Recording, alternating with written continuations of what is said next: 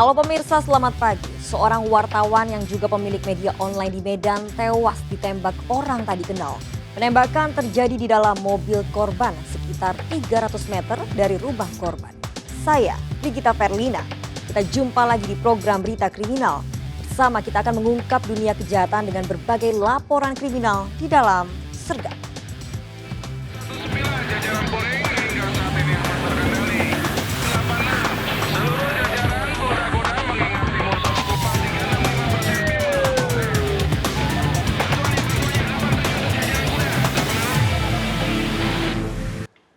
Sejumlah pengunjung kabur saat petugas melakukan razia PPKM Mikro di tempat hiburan malam di Jakarta. Sejumlah tempat hiburan malam disegel karena melanggar aturan jam operasional hingga 9 malam.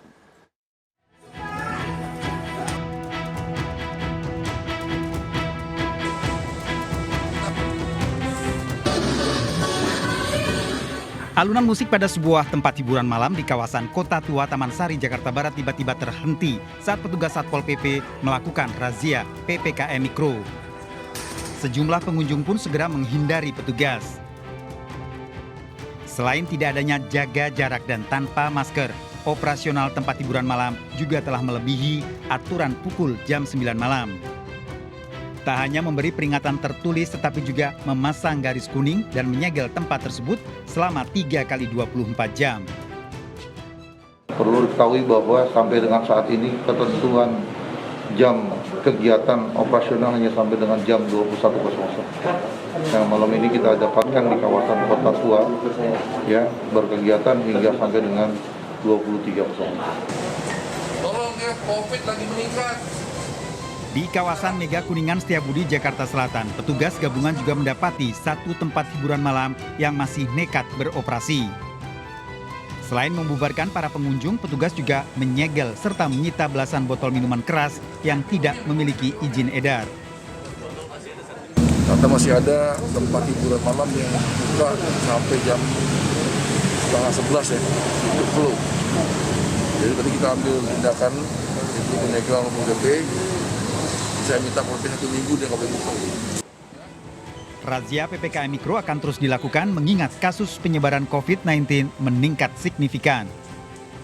Dari Jakarta, Rani Sanjaya, iNews melaporkan. Petugas menyemprotkan disinfektan ke lapak para pedagang kaki lima di Taman Sari, Jakarta Barat karena nekat buka melebihi jam 9 malam.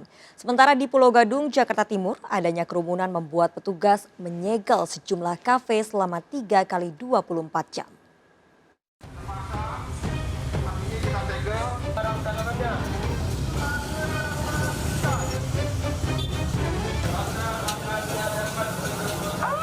Petugas gabungan membubarkan pedagang kaki lima yang berjualan di atas jam 9 malam di Jalan Mangga Besar, Taman Sari, Jakarta Barat.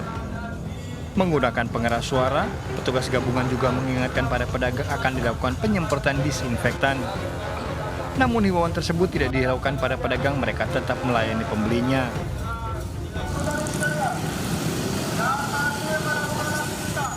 Sebuah mobil pemadam digunakan untuk melakukan disinfektan. Para pedagang pun segera menutup lapaknya. Bila membandel, petugas mencopot spanduk dan lampu milik pedagang. Jadi tadi kita lakukan kegiatan mulai dari mengingatkan sosialisasi terhadap protokol kesehatan, ya, jaga jaraknya, penggunaan masker, sama jam operasional, ya. Menggunakan pengeras suara, petugas Satpol PP menyegel sebuah kafe di kawasan Pulau Gadung, Jakarta Timur. Tak cuma satu, dari 20 kafe yang ada, 5 dilakukan penyegelan selama 3 kali 24 jam.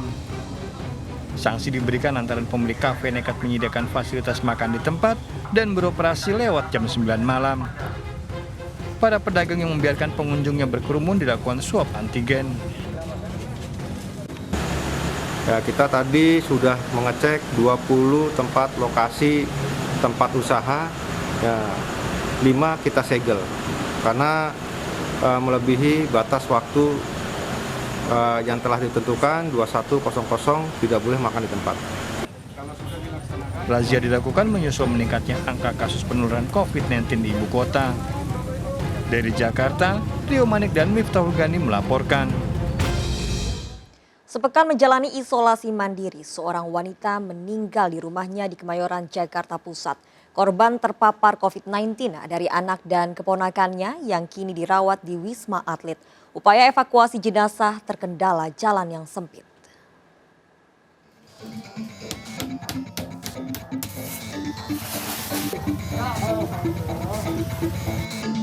Tim pemulasaran Posko Monas mengevakuasi jenazah wanita lansia Limbak Luan dari rumahnya di Jalan Kebon Kosong, Kemayoran, Jakarta Pusat. Wanita 70 tahun ini meninggal saat menjalani isolasi mandiri. Petugas segera menutup rapat peti jenazah pasien komorbid ini yang baru sepekan menjalani isolasi mandiri. Hasil tes PCR korban terpapar COVID-19 dari anak dan keponakannya yang masih menjalani perawatan di Rumah Sakit Darurat Wisma Atlet Kemayoran. Jasad korban ditemukan kerabatnya saat akan dibawa ke rumah sakit untuk menjalani tes PCR lanjutan. Nyonya Lim Kak Puluhan ini ada sakit bawaan. Sakit bawaannya itu sakit gula sudah 20 tahun. Tetapi belum vaksin yang bersangkutan. Nah, di keluarganya ini ada 3 orang, ada 2 anaknya, salah satu keponakan. Nah, itu positif 2 ya, positif 2. Yang satunya belum keluar, yang 2 sudah positif, dinyatakan positif. Nah, kemudian rutinitas ibu ini hanya jualan dari pasar ke rumah jualan kue. Evakuasi korban terkendala jalan yang sempit. Jenazah korban langsung dibawa ke rumah duka di Jakarta Timur untuk dikremasi. Dari Jakarta, Rani Sanjaya melaporkan.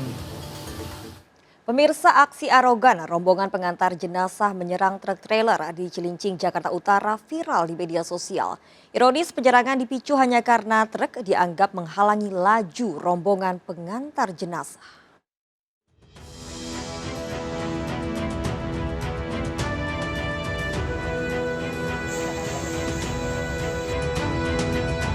Sekelompok orang diduga rombongan pengantar jenazah menyerang truk trailer di Jalan Sungai Tiram, Marunda, Cilincing, Jakarta Utara.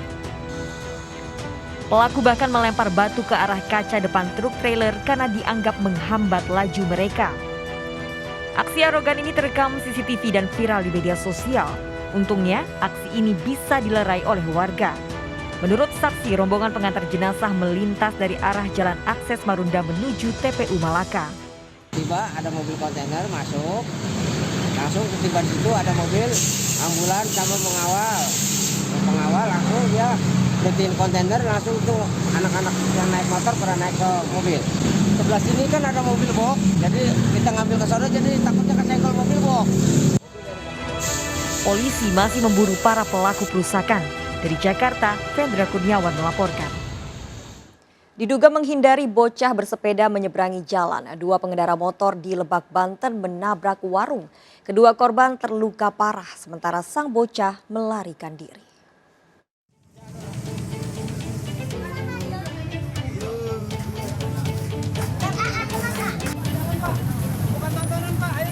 Pria pengendara motor ini terluka parah di wajah setelah berusaha menghindari bocah perempuan yang tiba-tiba akan menyeberang di Jalan Kadu Agung Tibur, Kecamatan Cibadak, Lebak, Banten. Kedua korban berboncengan motor sedang melaju dengan kecepatan rendah. Tiba-tiba seorang bocah perempuan menaiki sepeda menyeberang jalan yang tengah ramai mendadak. Kedua pengendara motor menghindar namun malah menabrak warung di pinggir jalan dan tertimpa atap warung hingga luka berat. Kejadiannya anak dari sana bersepeda nyebrang, ini anak kenceng. Ya. Sebenarnya yang harusnya nabrak tuh saya. Ya. Nah, kebetulan saya ngambil kanan, si bapaknya ambil kiri. Jadi ini anak nih kenceng nih, anak perempuan, saya juga nggak tahu mana. Jadi kehajar sama si bapak ini sampai warung kelapa, si bapak juga hampir korban. Itu aja sih. Tapi anaknya nggak kenapa-napa, kejadian langsung jalan, langsung lari dia. Bocah perempuan langsung melarikan diri dan sepedanya ditinggal di lokasi kejadian. Sementara kedua korban dibawa ke rumah sakit untuk menjalani pengobatan. Dari Lebak, Banten, Iskandar Nasution melaporkan. Pemirsa, seorang remaja perempuan menjadi korban penjamretan handphone di Kemayoran, Jakarta Pusat. Korban sedang bercanda dengan temannya usai merayakan kelulusan. Aksi pelaku terekam CCTV.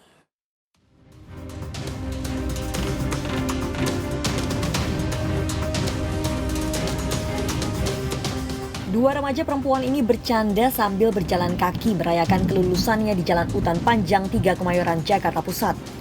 Keduanya bermain handphone sambil asik mengobrol sepanjang perjalanan. Dari arah belakang, seorang pria mengendarai sepeda motor langsung menggasak satu handphone dan kabur. Dua korban ini diduga kaget hanya bisa terdiam. Diduga pelaku telah membuntuti korban. Dia pulang berdua sama temannya lagi jalan, ya mungkin namanya anak-anak bercanda kan, pakai HP, langsung aja dijambret gitu. Posisinya di sini di Jalan Utan Panjang, jalan di rumah ya. Iya.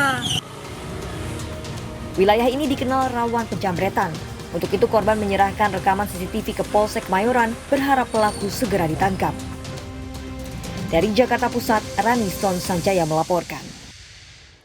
Pemirsa, debt collector rampas paksa mobil pasangan suami istri yang menunggak utang selama 6 bulan.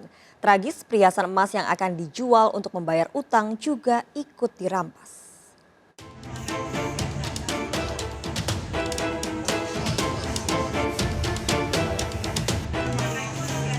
Pasangan suami istri ini melaporkan ulah debt collector yang merampas paksa mobilnya beserta seluruh perhiasannya di apotik daerah Tarandam, Padang Timur, Padang, Sumatera Barat. Korban saat itu sedang membeli oksigen untuk anaknya yang menderita radang paru-paru. Tiba-tiba debt collector mengambil paksa mobil. Tragis, perhiasan emas yang disimpan di dalam mobil juga dirampas. Padahal korban yang telah menunggak utang 6 bulan akan menjual emas tersebut untuk melunasi utang. Mobil tersebut, korban mengatakan bahwa ada barang-barang berharga miliknya di dalam mobil tersebut.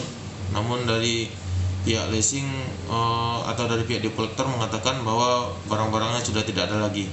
Bahwa ada emas sejumlah 20 emas yang terletak di dalam mobil tersebut dan tidak dikembalikan oleh pihak debt collector atau pihak ketiga dari leasing tersebut. Polisi akan menyelidiki keterangan pihak leasing. Dari Padang, Sumatera Barat, Budi Sunandar melaporkan. Pemirsa, seorang bocah laki-laki tewas tertimpa tembok 50 meter di Blitar, Jawa Timur. Ironis, korban tertimpa tembok roboh saat sedang bermain.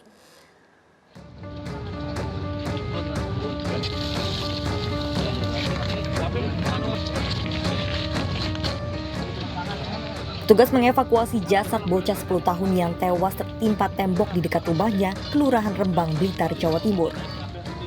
Bocah laki-laki ini sedang bermain dengan teman-temannya, kondisi cuaca hujan deras dan angin kencang. Saat berteduh di samping tembok, tiba-tiba tembok Dinas Perikanan Kota Blitar sepanjang 50 meter bergetar hendak roboh. 10 teman korban berlari, namun naas korban tertinggal dan tertimpa tembok hingga tewas. Tembok ini roboh. Dari 11 anak tadi, satu yang tertinggal dan tertimpa tembok ini. Jadi kronologinya seperti itu. Kebetulan ini kan tadi kan hujannya cukup deras di wilayah Rembang ini. Polisi melakukan olah TKP menyelidiki penyebab ambruknya tembok. Warga diimbau mengawasi anak-anak di bawah umur saat beraktivitas, terutama saat cuaca buruk. Dari Blitar, Jawa Timur, Robi Ridwan melaporkan. Seorang wartawan pemilik media online tewas ditembak saat mengendarai mobil. Penembakan terjadi tak jauh dari rumah korban. Siapa pelaku penembakan dan apa motifnya? Tunggu jawabannya sesaat lagi, tetap di Sergap.